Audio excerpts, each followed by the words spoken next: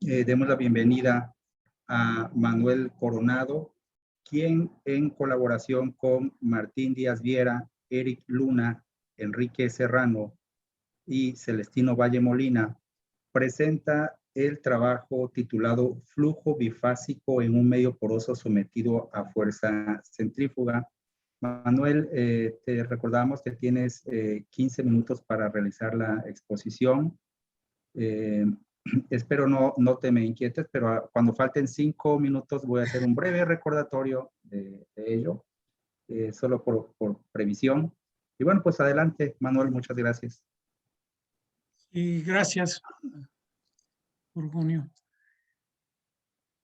¿Sí están ya viendo mi pantalla? Sí, Manuel, la estamos viendo. Gracias.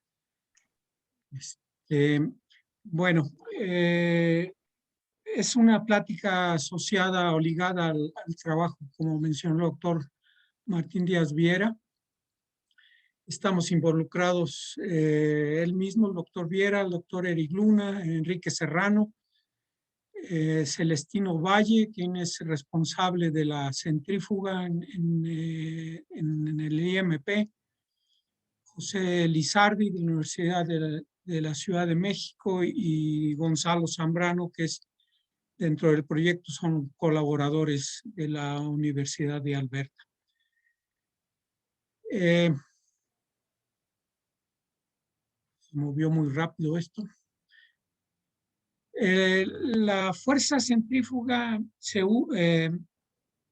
puede ayudarnos a generar condiciones para reducir los tiempos de procesos de imbibición que son relevantes en algunos de los fenómenos de interés, como en la medición de la permeabilidad capilar, curvas de presión, no permeabilidad capilar, presión capilar y permeabilidad relativa, los cuales en general son muy lentos, y si se usa la fuerza de centrífuga pueden lograrse reducir, aunque cambian algunas otras cosas. Entonces, en las pruebas de laboratorio en centrífuga podríamos o deseamos desarrollar metodologías para medir las curvas de presión capilar, curvas de la permeabilidad relativa en función de la saturación, y puede también en principio usarse para otras cosas como el análisis de procesos de recuperación adicional de hidrocarburos, ver cómo se pueden tener esas recuperaciones, ¿no? Esto de las pruebas de imbibición forzada en centrífugas pequeñas, pequeñas significan son centrífugas de 30 centímetros de brazo, con aceleraciones altas de hasta 150 Gs, que corresponden a revoluciones altas, también 3.500 RPM. Se usan ya desde hace algo de tiempo. La desventaja de estas centrífugas es que solo se pueden emplear muestras pequeñas del orden de taponcitos de 1 centímetro de diámetro por 5 centímetros de largo, que no son representativas de las estructuras que se tienen a escalas mayores. El uso de las geocentrífugas, que son más grandes, ¿no? Son mayores de 1 metro de brazo, hasta mucho mayores,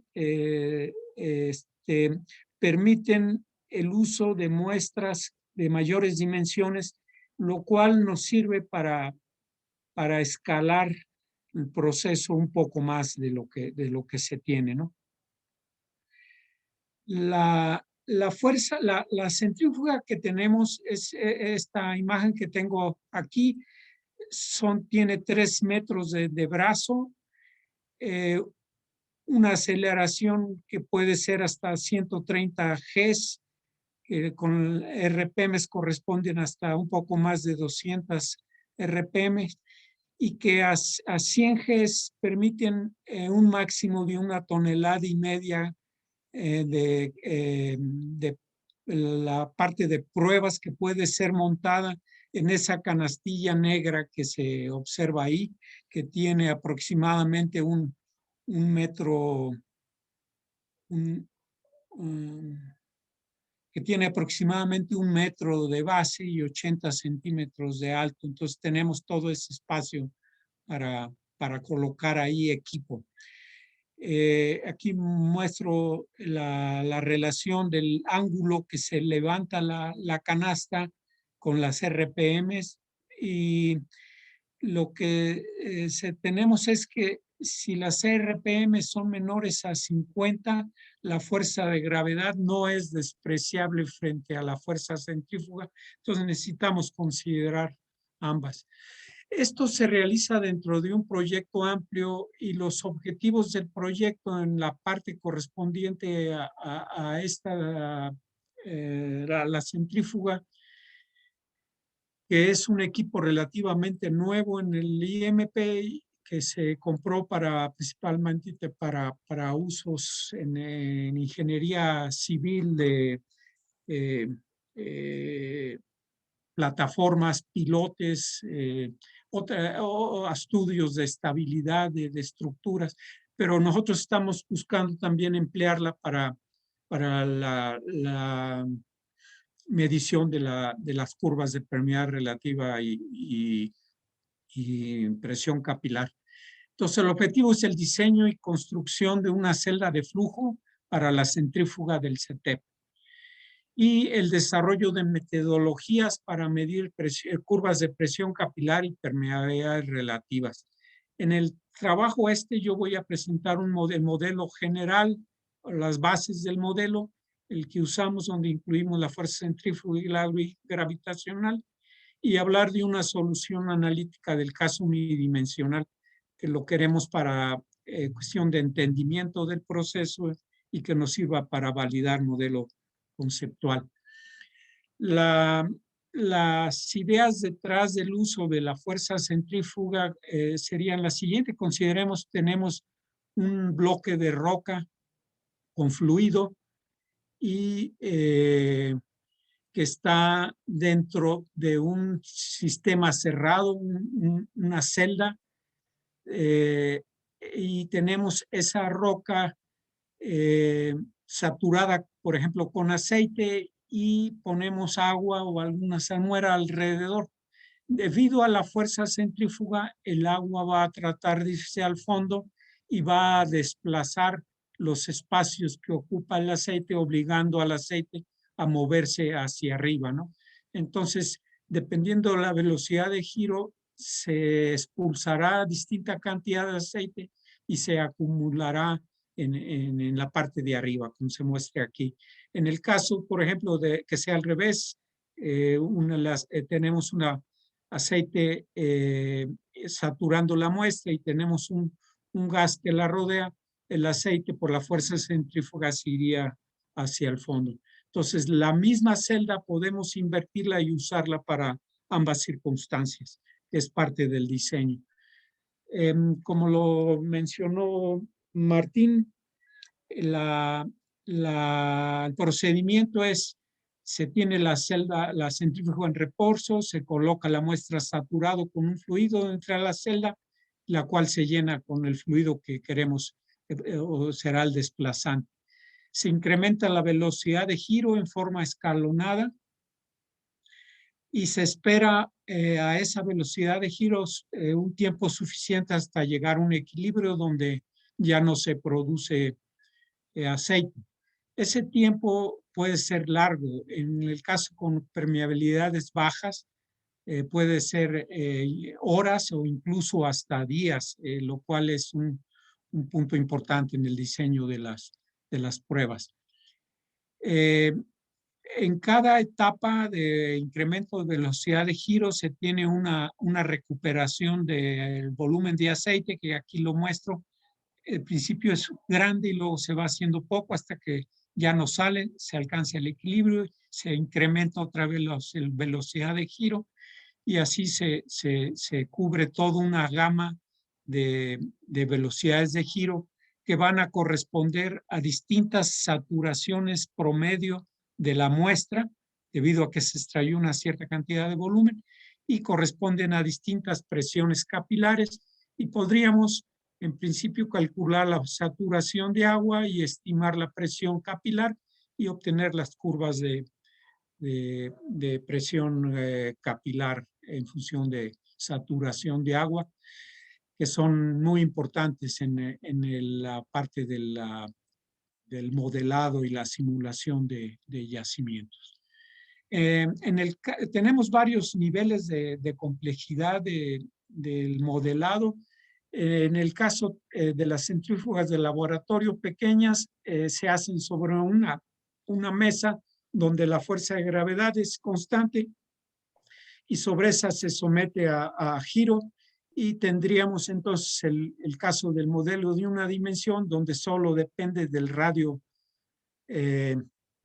de la posición respecto al eje de giro donde esté colocado algún elemento de fluido dentro de la muestra. La fuerza centrífuga se incrementa con la velocidad de giro al cuadrado y es proporcional a la distancia y es en dirección radial. Cuando nos vamos a modelos de 2 dimensiones, tenemos que incluir la fuerza de gravedad. Entonces tenemos la componente de la fuerza de gravedad que se suma a la fuerza centrífuga, y entonces ahí la situación se complica respecto al caso 2D. Ahora, si la muestra es relativamente grande, no muy pequeña en dimensiones, la fuerza centrífuga va a cambiar dentro de la muestra, va a cambiar la dirección y la magnitud dentro del medio poroso. Por ejemplo, si lo vemos desde arriba, en este caso, la fuerza centrífuga no, en este elemento no es en esta dirección del eje X, sino un poco radial, y si nos vamos más acá se nota más el efecto. Entonces necesitamos considerar ya una situación más completa donde tenemos un cubito de nuestro, por ejemplo, de nuestro elemento poroso, un elemento de fluido dentro de él y las fuerzas centrífuga y gravitacional actuando sobre ellas. La base es incluir la fuerza centrífuga dentro del el modelado, y para ello la forma como se hace es la velocidad. En el caso del medio poroso no solo es debido a los gradientes de presión que se tengan del fluido, sino hay el efecto de fuerzas externas, que en este caso sería la de gravedad, esta, y la de la aceleración. Y en el caso bifásico sería de esta forma, donde la aceleración se sustituyó aquí, y depende esa aceleración solo del campo de fuerzas, no del fluido, de la densidad del fluido.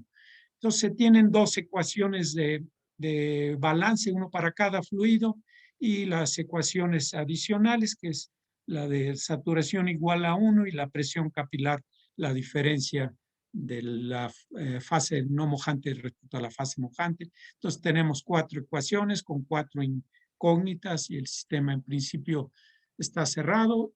Podemos formularlo en términos de la presión del aceite y la saturación de agua como es tradicional, y tendríamos esas ecuaciones que son las que mencionó el doctor Martín Díaz Viera y se resolvieron para uno de los casos mencionados. Aquí quiero platicar un poco más de la solución en estado de equilibrio, o sea, la parte final, la que nos dice, a final de cuentas, cuánto aceite saldría al llegar al equilibrio en cada fase. Y la velocidad de la fase I sería esto, que en equilibrio no tendríamos movimiento, entonces implicaría que el gradiente de presión de cada fase se debe ajustar a las fuerzas presentes para equilibrarse y tener no flujo, no haya velocidad. La solución, bueno, para la presión de aceite y la presión de agua son ecuaciones iguales, excepto por la densidad. Y dada la presión capilar, que es la diferencia, se puede obtener la ecuación para la ecuación para la presión capilar, que sería esta, donde la diferencia, la delta rho es la diferencia de densidad agua menos aceite. Entonces, si consideramos un medio poroso saturado con una fase y rodeado por otra fase, tendríamos podremos evaluar cuál es la presión que se alcanzaría en el caso estacionario. Es importante para acoplar en las fronteras del medio, conocer cómo es la presión fuera del medio poroso, y para eso es simplemente hacer la integral de la presión debido a la fuerza centrífuga desde donde empieza la columna de agua hasta el interior, que sería, si este es R2, sería desde R2 menos H hasta un cierto punto R, y tenemos aquí la expresión analítica para la presión del agua fuera del medio poroso, es una P mayúscula, y dentro del medio poroso tendríamos que entonces resolver la ecuación que mencionaba hace un rato, que sería esta. Como es una sola dimensión, se puede resolver muy fácil, y tenemos que la presión crece con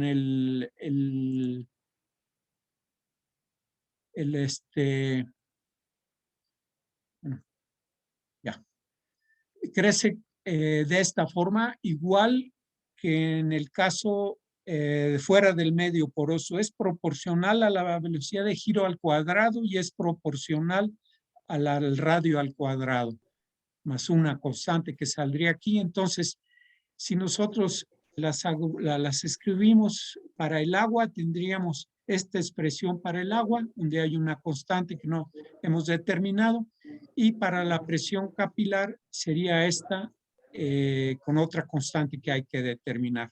Un minuto, Manuel. Ok, gracias.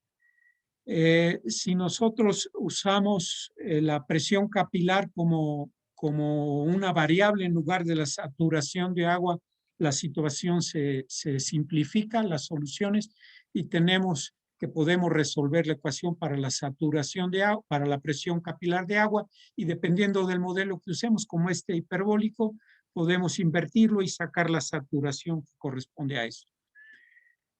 Se considera en algunas situaciones, la nuestra es la que mencionaba, que no es la tradicional en las pruebas de centrífugas de laboratorio pequeñas, donde ellos no tienen un recipiente que está rodeando a la muestra, sino tienen la muestra saturada. Por ejemplo, en el caso de Andersen, que mencionó Martín, está la muestra saturada de agua, tiene aceite fuera, y debido a la fuerza centrífuga, el aceite penetra y el agua sale. Esto nos lleva a tener distintas situaciones, nos lleva a considerar distintas formas para fijar la constante 1, que sería distinta en cada caso. En el caso de la presión capilar, es esta la solución, y la constante, mover la constante sería subir o bajar la curva, pero siempre la presión va a ser mayor del lado izquierdo y menor al lado derecho. Presión mayor significa saturación menor de agua, y presión capilar mayor, menor significa saturación de agua mayor. Entonces tenemos la opción para determinar C2, bien poner condiciones del lado de R1 o de R2 o otro caso. Si la ponemos del lado de R2, sería, por ejemplo, fijar que aquí sea constante, y es pedir que la saturación de agua sea 1 aquí, y entonces la presión capilar aumentaría hacia radios menores, correspondería a saturaciones de agua menores, que sería más parecido al caso que mostraba de Andersen, donde aceite está invadiendo el material. Si me voy al revés y esta la muevo al lado de R1 y fijo ahí, la situación sería que ahí tengo saturación de agua 0, y del lado derecho está cambiando. Ese es otro caso. Y un tercer caso que estamos considerando es donde se tiene una situación general con un máximo de la velocidad de giro, un máximo de la presión capilar cuando la velocidad de giro es 0 y se tienen cambios. Esto nos lleva finalmente a distintas situaciones con distintas condiciones de frontera que son las que estamos considerando para analizar las condiciones que se deben de imponer en la situación general no estacionaria. Finalmente, si nosotros calculamos la presión capilar promedio y la saturación capilar promedio, en el caso de una sola dimensión tenemos expresiones analíticas que se pueden usar para hacer un ajuste de datos de la saturación de agua observada con la saturación del modelo y de ahí determinar los parámetros que son relevantes para la curva de saturación, de presión capilar. Bueno, eso es todo, Gorgonio. Gracias. Muchas gracias, Manuel. Te anduvimos correteando. No, está bien, ni modo. Me tardé mucho al principio. Sí, bueno, abrimos rápidamente la sesión de preguntas y respuestas. Doctora Sandra, adelante. Sí, hay tiempo para una pregunta, pero aún no he recibido ninguna por los momentos. Vamos a esperar unos segundos a ver si alguien se anima. Ajá.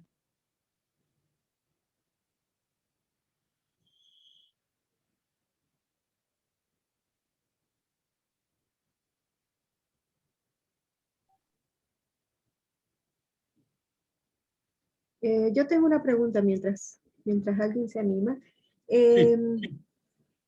Esta centrífuga que están utilizando ustedes para su investigación, ¿tiene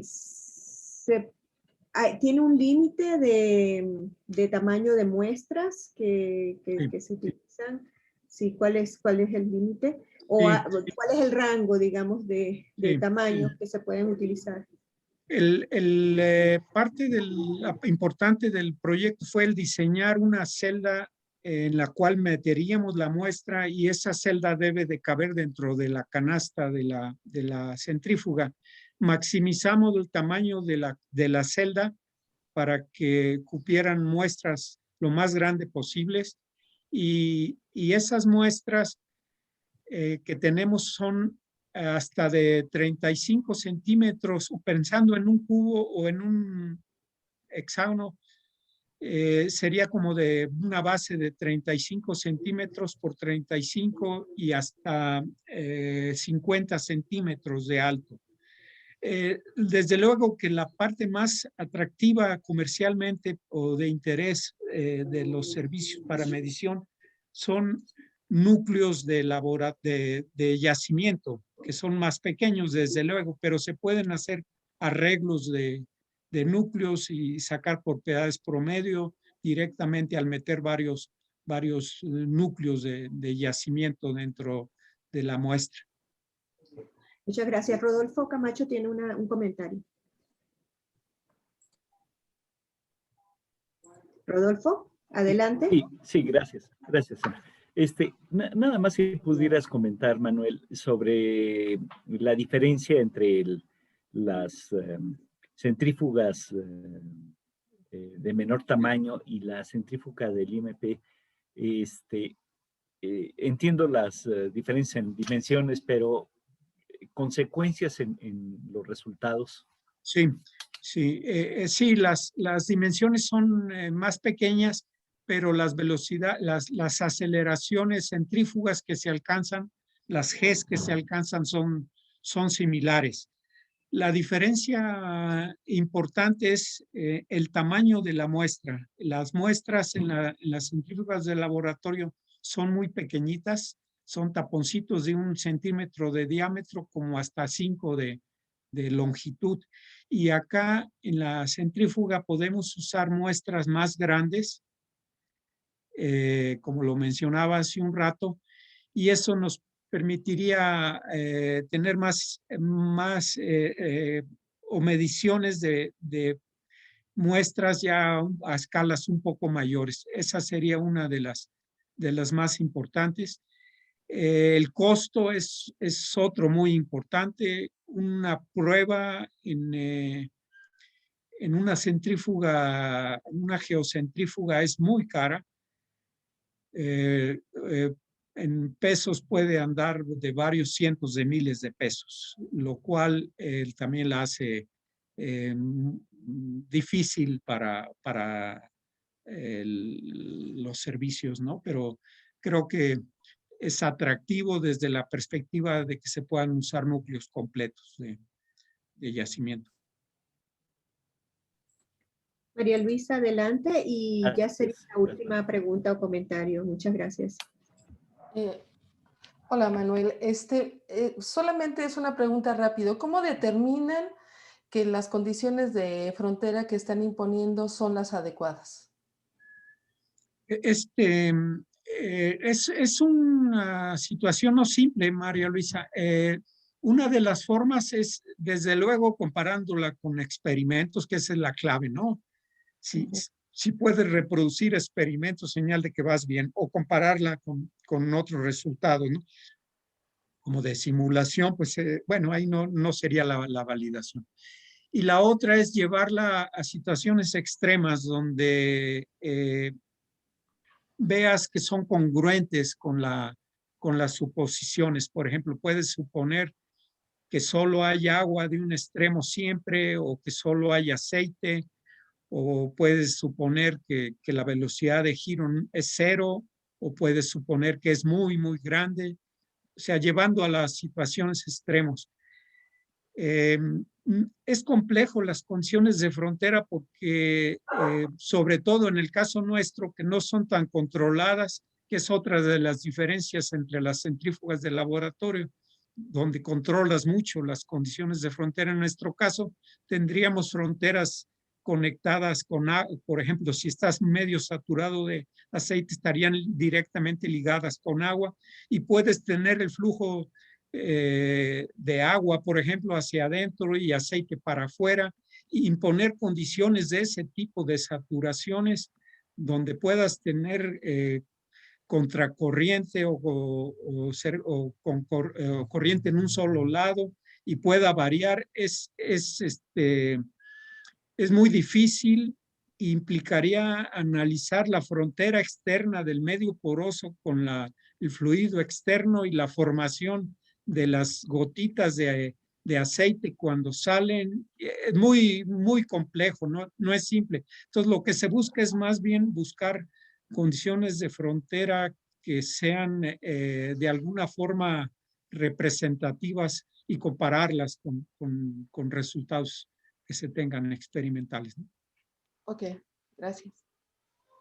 Bueno, agradecemos nuevamente a Manuel y al grupo de coautores por presentarnos sus avances.